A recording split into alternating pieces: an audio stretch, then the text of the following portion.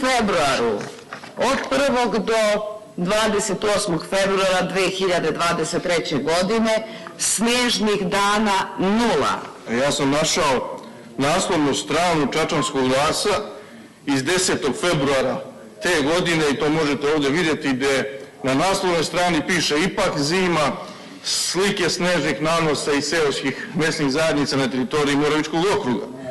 Također i na javnim profilima javnog preduzeća Gradac također postoje slike gdje se ti snežni nanosi vide.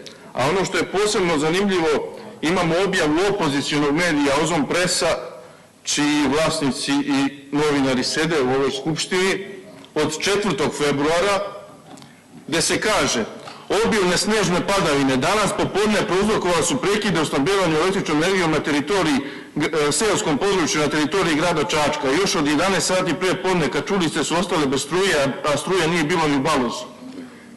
Dakle, imamo dokaz o tome da se ovdje iznose brutalne neistine i smatram da to nije u redu nekoga nazivati, ne znam, lopovom, da je ukrao novac građana Čačka, a bazirano na veoma lako proverljivim podacima.